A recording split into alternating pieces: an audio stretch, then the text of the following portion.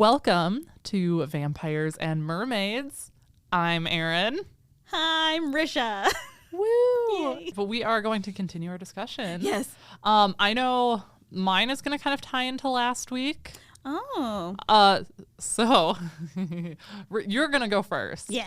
But I'm going to get this off my chest now.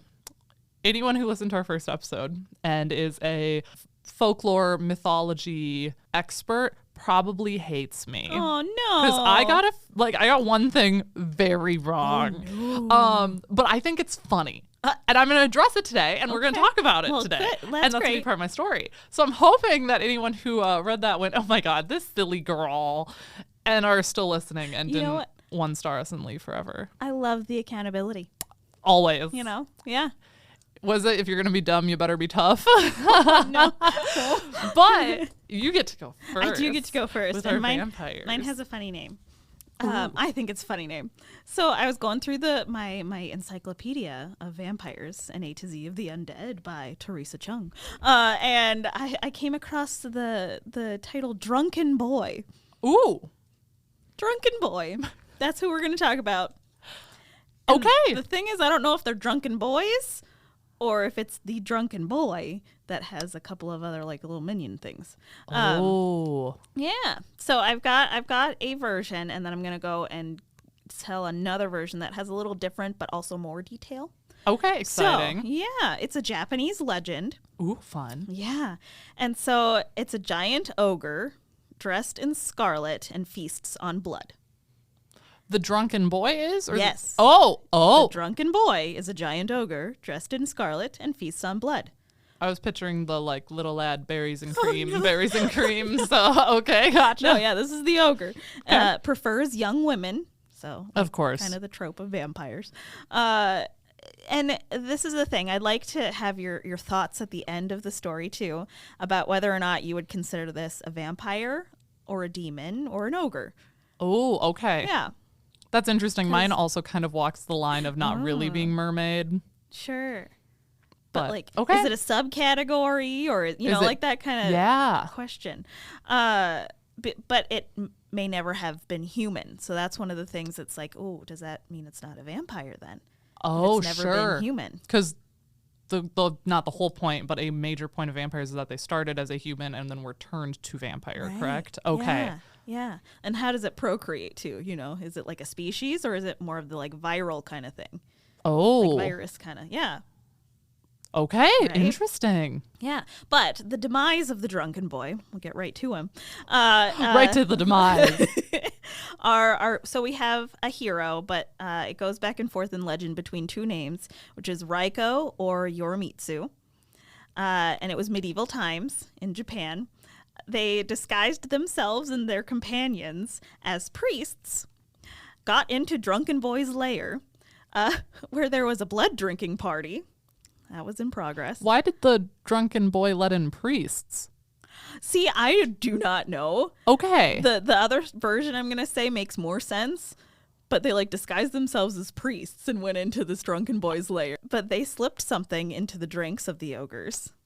And they threw off their disguises of priests and set upon them and like were slaughtering them all. And drunken boy's head got cut off and his head kept battling them. After it was decapitated. With what? I think his teeth.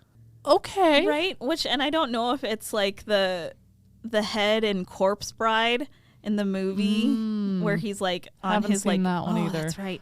Like, but he's a decapitated head. There's Okay. a character in there that like walks around on his like blood vessels and stuff like through his neck. Yeah. Okay, so it could have I'm been like that. Well, and if it's an ogre, it could have potentially been very large too, right? Yeah. So it could have just like rolled over and just Right. Oh, Maybe. like Howl's Moving Castle, the like jumping heads. Have you Haven't not seen that one either. Aaron. I'm sorry. We're gonna have so many movie specials. Right. But yeah, even after being decapitated, it's still fighting them. But Raiko or Yorimitsu won and took the female captives, because that's who were being drunk on, and saved them and took the trophy head back in triumph to the imperial capital. I assume it stopped fighting at this point, correct? Yes. Oh. I would assume too, but I'm like, why would you? It was still fighting you after you decapitated it. I just feel like that's an ambush waiting to happen. Yeah, it seems like a bad choice. It's like a Trojan horse waiting to happen. Yeah, it gives very evil villain has the hero captured, and then the villain proceeds to give his long speech and give the hero time to escape. Yeah. And ta-da! Yeah. It's that, or it's a sequel waiting to happen. Yes. You know, like he's in a coma, like recuperating. Or Drunken something. Boy 2. Right. Yeah. Excellent. Terrible. Yeah, I'd watch it. But so that's the first version I found. Okay. And then I went and I actually found a primary source. Ooh. Does the second story that you have get into why he's called the Drunken Boy, or is it just because he's drunk on blood? It's just because he's drunk on blood, from what I sound. But there's also something like it's the sake drinking boy too, so he also just likes to imbibe in alcohol. All right. Yeah. So I found on the Linda Lear Center Digital and Collections and Exhibits area, there's a primary source of this like printed scroll in Japanese of the story. And so it was translated into English, but it's still a primary source because it was officially translated. So it's technically considered a primary source. But the exact origins of the story aren't really known. There was actually a real life person in the 11th century in Japan that was last name Raiko. And he was a national hero. So it's probably based on him. And the scrolls that they have were drawn and written by hand on this ornamental gilt paper, and it was blue, and the stencil and drawings were in gold, and they were primarily read by the women and children of nobility, and it became popular from them. Interesting. Yeah, and it's not really a well-known story outside of Japan. Because there aren't very many translations of it. But it's the ogres of Oyayama, or Oyayama. I don't know if I'm saying that right. But that's what they say. And they would kidnap people that lived near the mountain.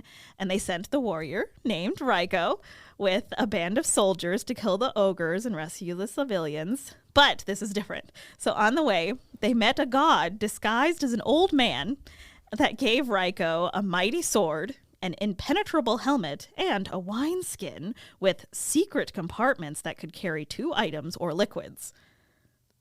Oh, okay, because I've definitely seen a tea kettle before where you can pour different liquids depending on where your thumb's placed. Yeah. I wonder, okay, interesting. Yeah. But like I read that and I'm like, I feel like I'm in a D&D like session with that description. I would play that round of D&D. That sounds amazing. That sounds fun. But he gave the group also very strong wine and hermit disguises. Okay, hermit makes more sense than priest to me. It's like you would kind of let in a hermit more likely because they're probably less threatening. Maybe the ogre was religious. Yeah, maybe. Could be. So yeah, they disguised as hermits and went into this like blood drinking orgy. Have you seen The Witcher? In the first season, the Witcher guy, he goes in and he meets this like sorceress who's like taken over this like, I don't know, this villa or this like big government guy's place. Oh. And when he walks in to like meet her, she's like up at the front, like sitting like at the head place. And there's just an orgy going around her because of like some sort of like spell or illusion, something or whatever she did. And so like, that's what for some reason I pictured. Okay, yeah. Except it's blood drinking and ogres drinking like young women's blood. So is it still sexual? I don't think so. Okay. Because there tends to be like a sexual component with vampires. Right. But this isn't necessarily a vampire. It's an ogre, demon, a vampire. ogre. Yeah. A vampiric ogre. I don't know. But they didn't just go like straight into the lair. This version. Okay, when they're hermits. Yes. The hermits went up to the chef ogre. And the chef ogre is the chef to the chief ogre. And he was like, oh, yes, come in here. And like, it's comfortable. Come in here. Because he's thinking like, oh, I can feed them to the ogres. That like so the chef, chief. like the cooking. Yes. Okay. Yeah. Amazing. But instead, so they came in as hermits, and they were like getting all of the other ogres drunk and very sleepy. And then when they did that, they slaughtered them. And the same thing happened. He chopped off the chief ogre's head and it kept fighting him. But because he was wearing that impenetrable helmet, he survived and killed the chief ogre. That's the same. And so again, I'm like, it's a sequel waiting to happen. Yeah. Oh, I want the sequel. I want Drunken Boy 2. Him waking up in the Imperial Palace and destroying them from the inside. They find out the Emperor is corrupt and they have to work together. the enemies combine over a joint foe. Oh my gosh. Yeah. I think I've read that. See it. Yeah, that's Drunken Boy. So, okay, do you think it's after that, would you think it's like a vampire, a demon, an ogre? So as you know, and I guess I don't know if I stated this last time, but I do not know much about vampires at all. I don't even have Twilight as a reference because I've only seen chunks of it and I never read the books. I don't think Twilights are vampires, but that's a tale for another day. Okay, fair. I guess from my viewpoint, I would consider them some type of a vampire. Sure, like a subset. Right, because the human blood, the young women, I know it's not necessarily like a sexual orgy, but just that wording makes me question that a touch. Yeah. So I guess I'd consider it vampiric. Sure. I mean, they're drinking blood, which is a big component. Right, but then I was going to say that's cannibalistic, but it's not because they're ogres to people. Yeah. So are they just a different species then, though? Right. Yeah. Oh, so maybe they are, because like, I mean, there's blood sausage is a traditional food. I mean, that's true. But I wouldn't consider that vampires, even though that's yeah. the blood of a different species. Right.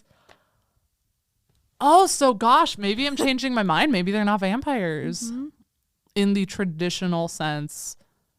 But I would still put them under the umbrella of this podcast, I guess, obviously. Yeah. But like, I guess maybe I wouldn't consider them vampires. Is that kind of what you felt? Yeah, that's kind of, especially after I kept going into it. Yeah. You know, I was like, oh. Well, and actually, when you said they invited priests in, isn't there usually a big... There's kind of a battle between the church and vampires, too. Like, vampires don't like holy water and crosses. Yeah. And now I don't know what kind of priests the disguises were of. Right. Right. Like, I'm picturing 21st century Catholic priests. That's obviously not right In for Japan, an 11th century Japanese I'm story. thinking it's probably monks. Yeah. Yeah. Right. But I feel like there tends to be like a religious aspect with vampires too, and there's not one for this. If they let potentially priests in, I don't know.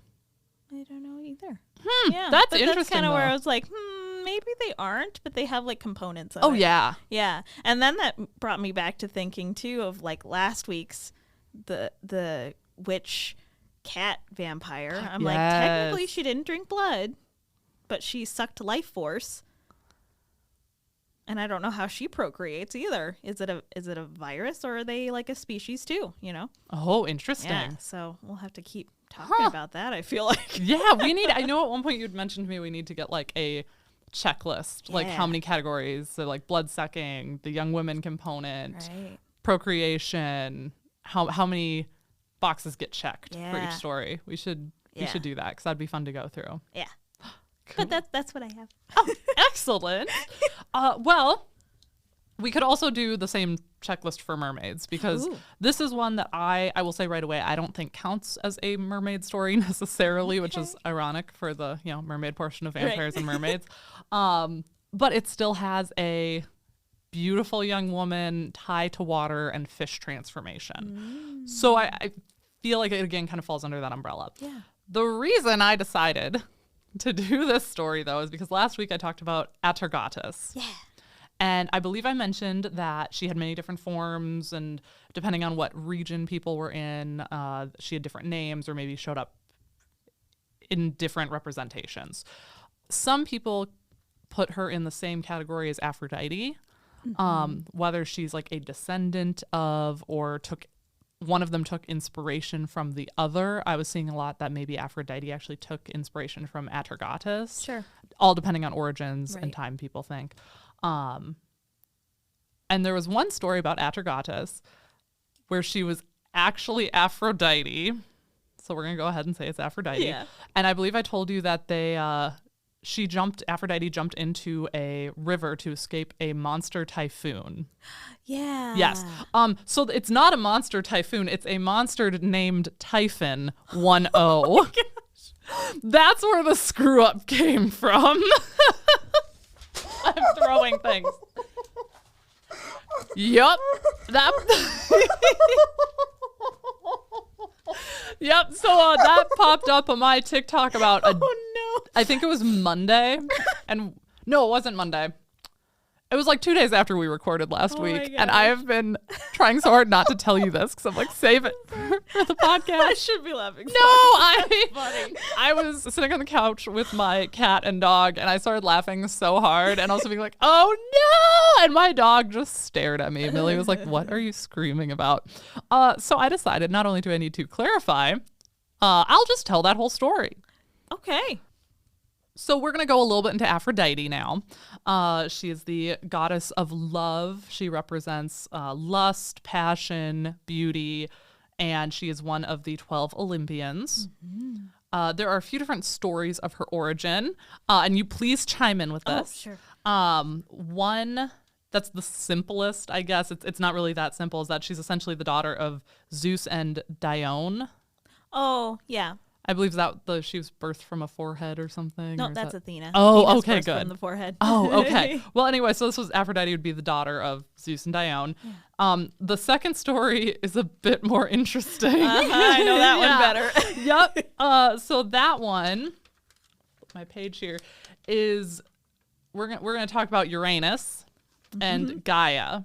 So Uranus is kind of the god of sky and air, and Gaia is kind of the representation of Mother Earth. Yeah. And I believe they had many children. Oh, yeah. Yeah, I know Uranus fathered like some monsters and titans. Yeah. Yes, and others. But Gaia and Uranus had Cronus. Oh, yep. And I'm not really sure what happened, but this was not a healthy relationship with Gaia and Uranus. And Gaia gave Cronus a stone sickle specifically for him to attack his father with.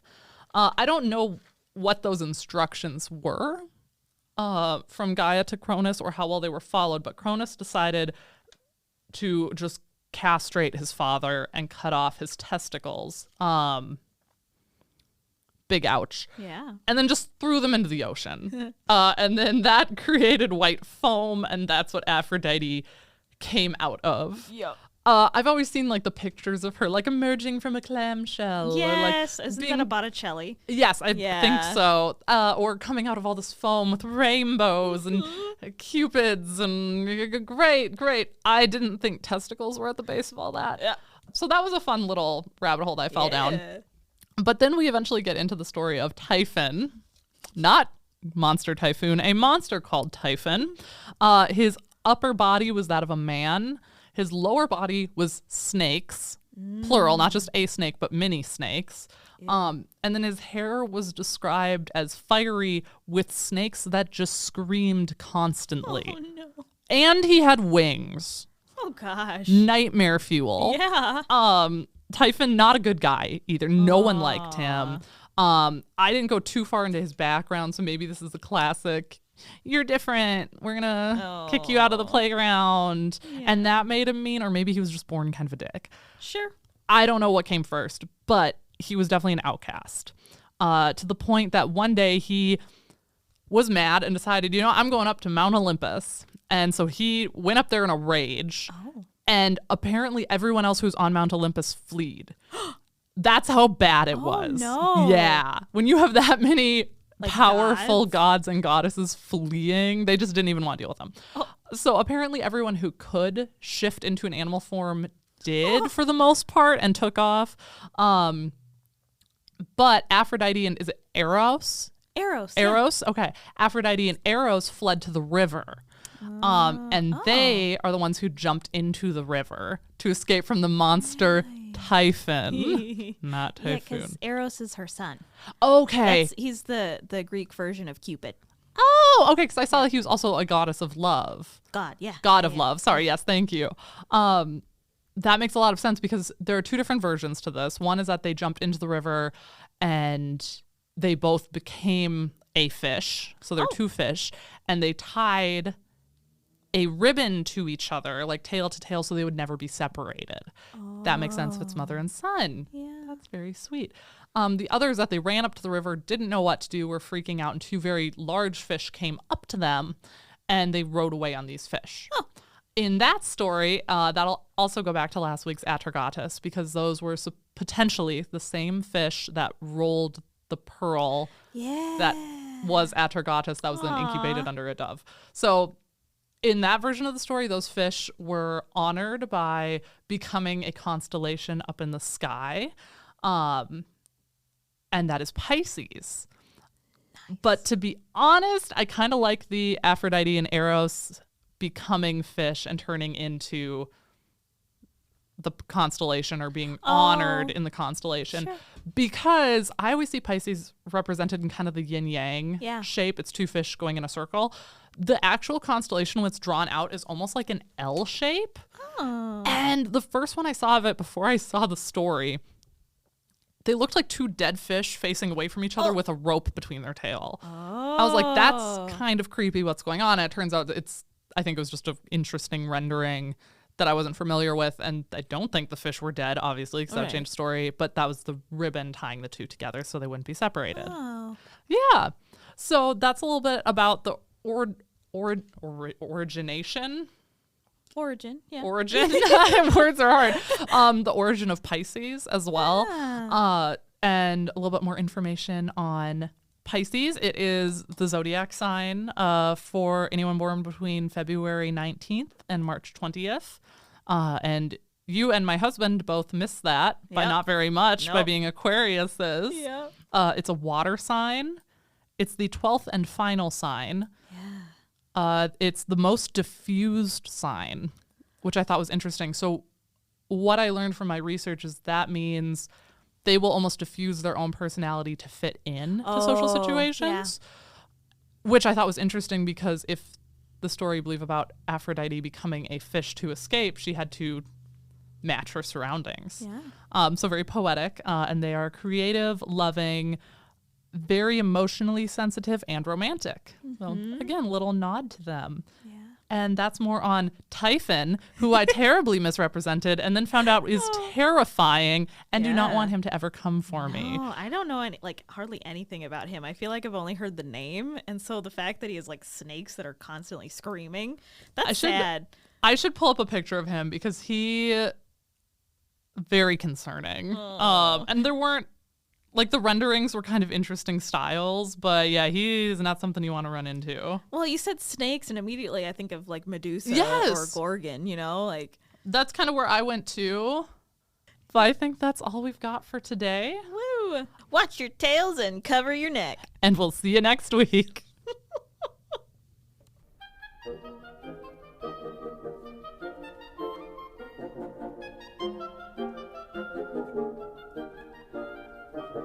Obscurantism and obfuscation. Orally observed, gentle listener. Gentle listener. Gentle listener. Gentle listener. Obviated objects of oblivion. Obambulating about. Offered unto you. Offered unto you. Offered unto you. In the Tapestry Radio Network. TapestryRadio.org. From our fancy to yours.